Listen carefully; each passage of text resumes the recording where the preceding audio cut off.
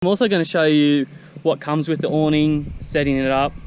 I'm going to time the awning setup as well, and that's going to be in 4 different stages. 1, pulling the awning out and just putting the poles down. 2, pegging in the feet. 3, the guy ropes, and 4, the guy ropes for the water drainage. So just looking at the awning bag when it's completely packed up. See along the front here, I do actually have a little bit of a cut there, but overall it's pretty strong. This has been out in the weather pretty much for 12 months. Has plenty of mud on it. The zip still works really well. You'll notice that I haven't packed it up that well, but there's plenty of room in the bag that you don't have to worry too much about when you're packing it up, that it's going to fit easy enough.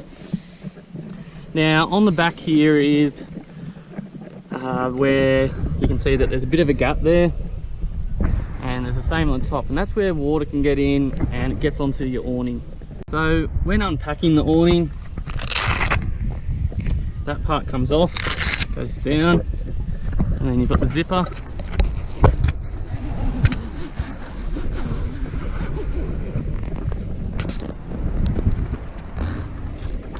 And then you just flop the bag over.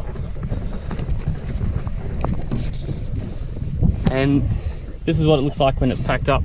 Not very well, mind you.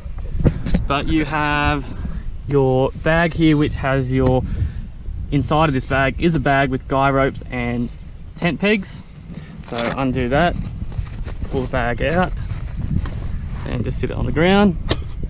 Flip that over, and then you've got 3 straps. 1, 2, 3, and that's what it'll be like when it is undone.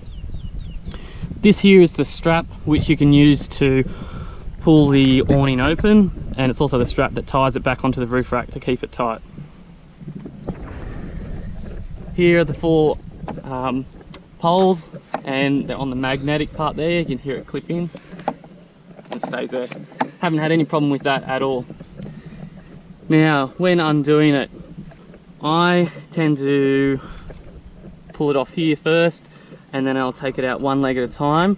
But you can, as I said, take this off here and pull it with the strap. So I'll just quickly show you that.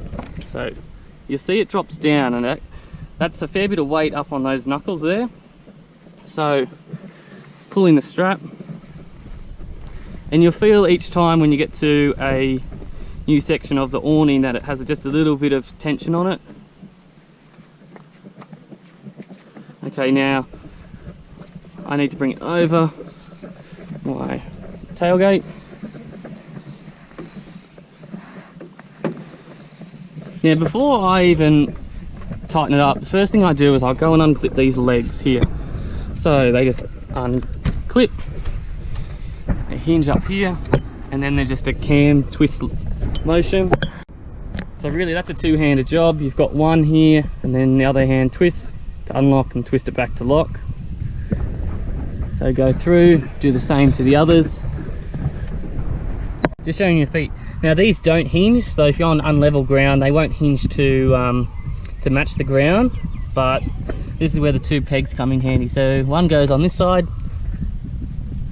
and the other goes on that side.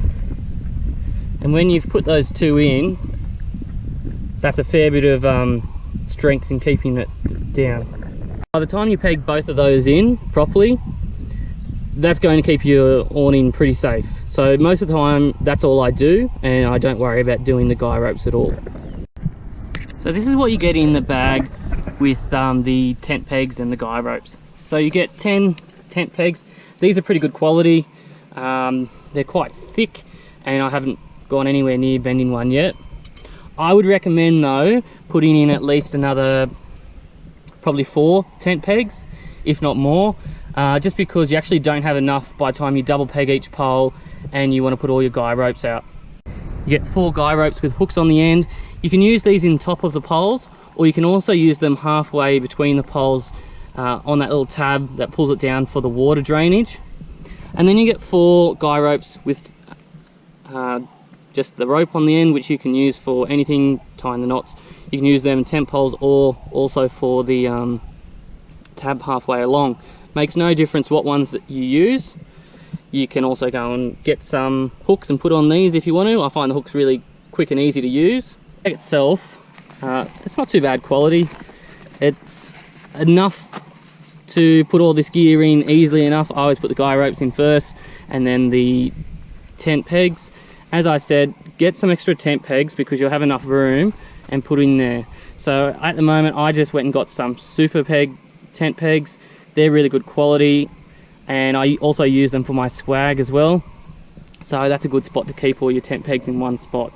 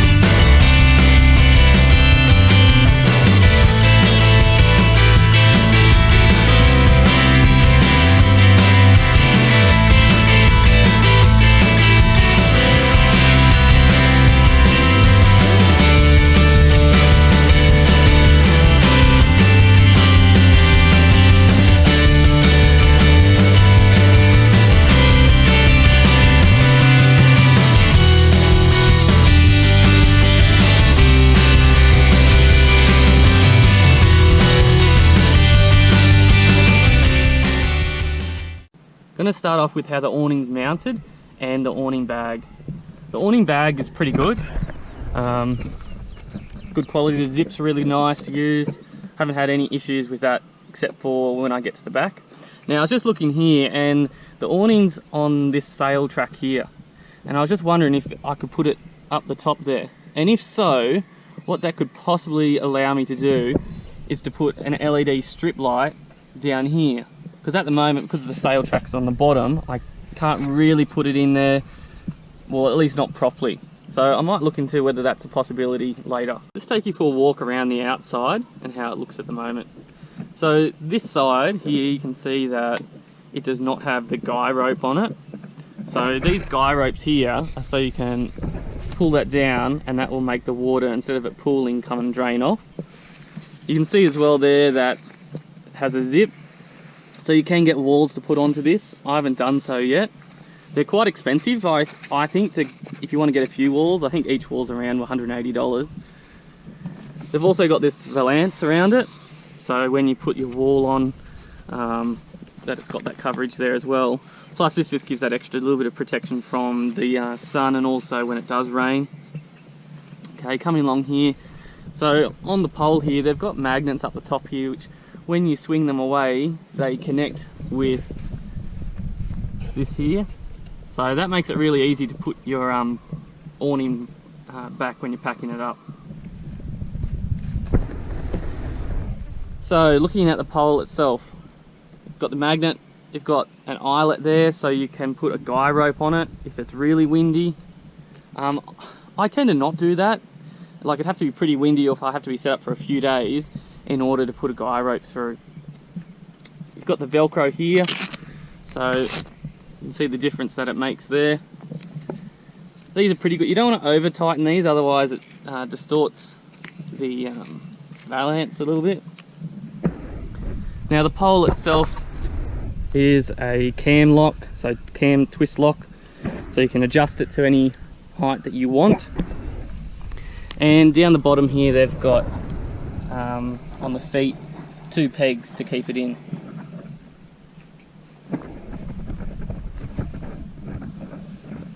So coming along the side, this one I've pegged down and used a guy rope for water. So you can see that it does dip in a little bit, and that would make the water come off there. You'd still get a little bit of water there, pool, but not too much. I have used it without it being pulled down, and you do get quite a bit of weight and water there if it does rain. So these are a good idea, and it doesn't take very long to do. So on the guy rope itself, it's just got a hook, one end, and then your standard attachment at the other end, and that's just to one of the pegs. One thing I do like about the guy ropes is that they're this sort of fluoro orange, which does make it really easy to see, and it does also look quite good, I think. You can see here they've got one of the zips. It'll be the same sort of zip that's on the awning bag, which are really good quality. So on this pole here, I have put a guy rope in, just the hook through the end, and just out on an angle. So you possibly could put more than one guy rope on a pole, but really one's enough, especially when you've also got it double pegged at the bottom.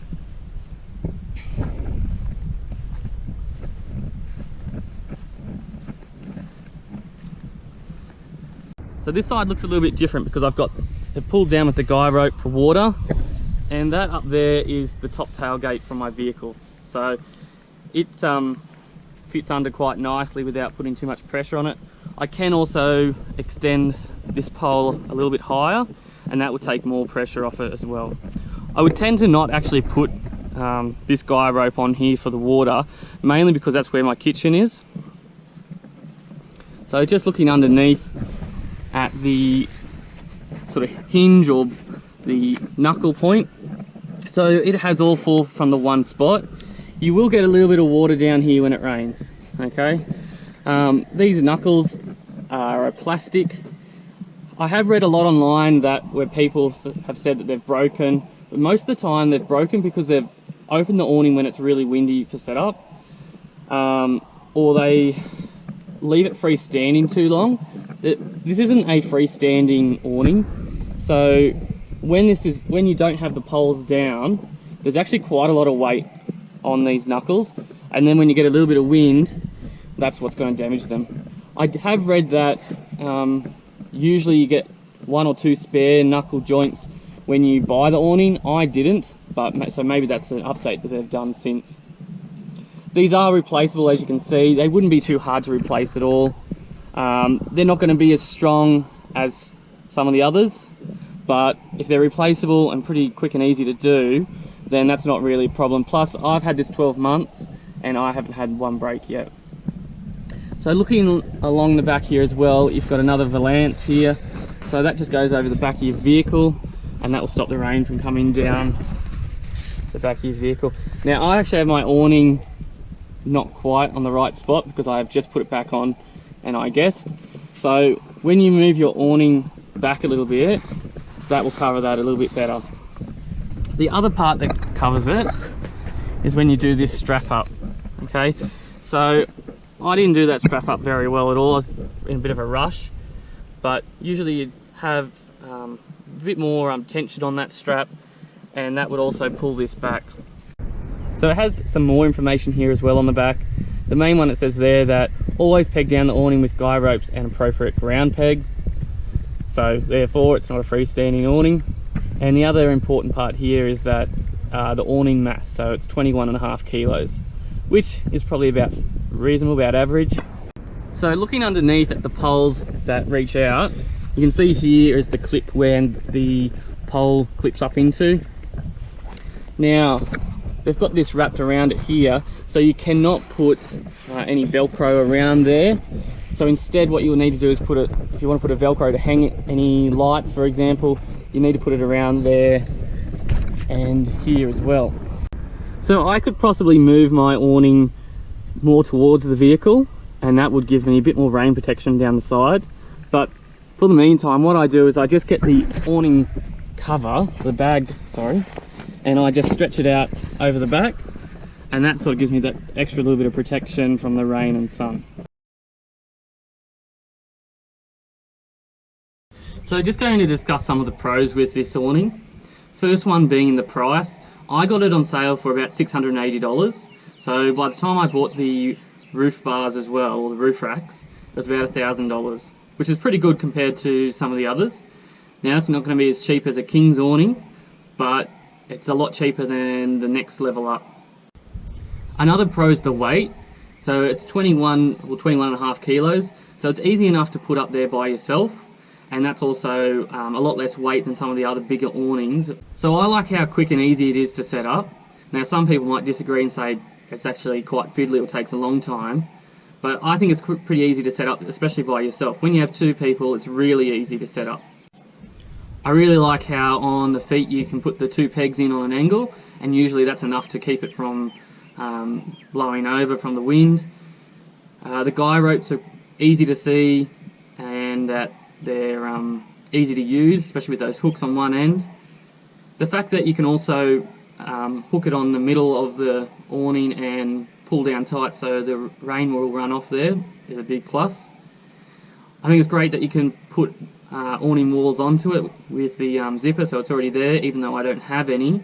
I think the only con is that by the time you start putting a few walls on, it does get a little bit expensive. Now another pro, even though most awnings will have this, is that the poles fold up inside itself, so you don't have to carry the poles separately. They're really easy to use, just twist and set to whatever height you want, twist it back again and lock it. One thing that I actually think is a bit of a pro compared to the freestanding awnings is that because you've got the poles, you can adjust the height. So you can adjust the height a little bit for rain, wind and also the sun, whereas the freestanding ones you can't do that.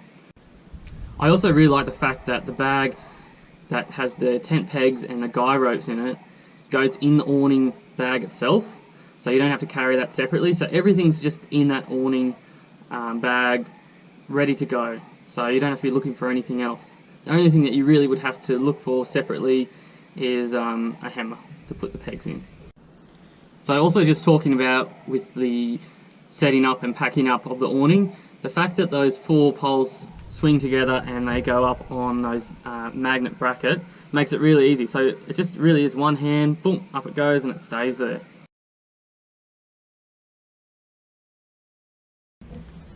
Okay, now for the cons. Things that I don't like about it are that on the awning bag towards the back, it does have, because of all the different Velcro straps, it does have a bit of room for moisture to get in. So when it does rain, if I get heavy rain, I'll have to go and set this back up to dry it out, because a lot of water actually does get in there. Something else that I don't like about it, and this is coming back to the freestanding versus the poles. So because you've got the poles on there, that's set to where the poles are. So sometimes the poles do get in the way. For example, towards the back there, that third pole, when I bring my kitchen out and have my tables, that's a little bit in the way. I get around that by tilting the pole out on a bit of an angle, but that is a limiting factor with the poles. So another con, and once again looking at freestanding versus the pole system with the awnings, is that it's not freestanding, so it does take a little bit of time to set up. Now if you don't have much wind, you can just set out, put the poles down and leave it pretty much at that without even putting the tent pegs in. So it's almost as quick as a freestanding one in that regards. But you have to go around and put in the tent pegs, and then if you want to go put in the guy ropes, that does take a little bit of time, especially if you're doing it by yourself compared to the freestanding. But then if you're going to be set up for a little while, you probably want to be thinking about doing something like that with the freestanding ones anyway, especially for the drainage with the water on top. One of the cons compared to some of the other awnings is that it doesn't go square with the vehicle, or it doesn't go more forward at the front. So I usually put my swag there to act as a bit of a barrier. Want to get into the vehicle for any reason. The front doors are not protected underneath because it doesn't go that far. So that's something that would have been good to have. One of the cons as well, I guess, is underneath where the poles, the stretcher poles are. Because it's got the canvas wrapped around it, except for just a couple sections, you can't really hook too many things on there. If you just wanted to put a short LED strip light, for example, or a towel, you can't. So instead you'd have to run some sort of cord across or cable.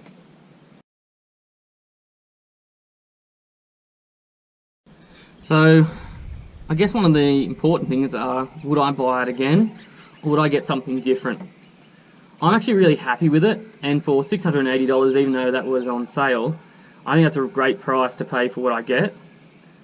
But if I had my time again, I'd probably go for maybe the 30-second awning, just because it is freestanding, and that would just make things really easy for setting up, especially if you're just stopping for the night or stopping for the day. You just quickly set it up. You don't have to worry about tent poles and pegs and everything.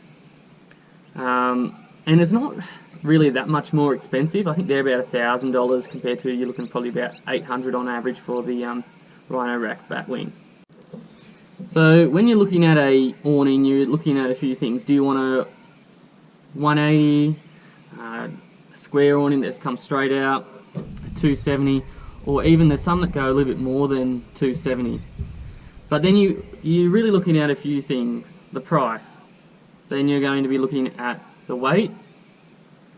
And then the other one is the freestanding versus the pole system. Something else to consider too when getting an awning, and part of the reason I went with a Rhino-Rack. Rhino-Rack is a well-known brand. You can go into lots of different stores to get their parts, which is great. I had to do that once I was traveling and I left the key for the racks at home, but I needed it to take the awning off because I was doing a paint job on it. So I just went into town and got a key there straight away in the shop. Whereas for other brands, you might have to order things. So for example, if I wanted the knuckle joints, I probably could just go into any store or quickly order it just at your local store and get them sent there as well.